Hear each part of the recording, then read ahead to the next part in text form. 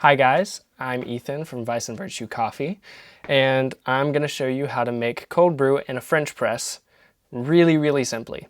So this method takes, about 5 minutes to set up and actually carry out. But I've already ground my coffee and weighed it out. I've also portioned out my water. What you're going to need for this is about 50 grams of ground coffee, kind of coarsely ground. And you're going to need about 12 ounces of water or 400 grams of water. If you don't have a scale at home, you can use your sort of standard coffee scoop. And I used about four heaping scoops of coffee.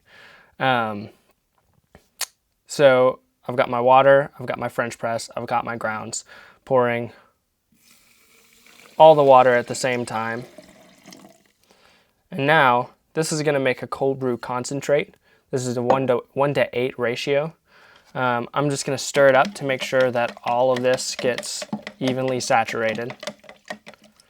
Then we're going to sit this here, sit the top on it.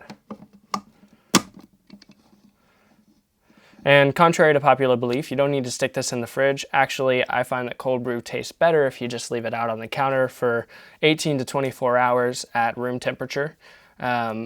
The reason for this is that coffee doesn't really extract when it's cold.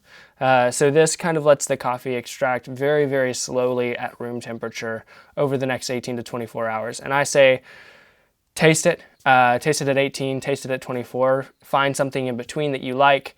Just keep testing with this because everybody's got a different preference, and the longer it steeps, the stronger it's going to be.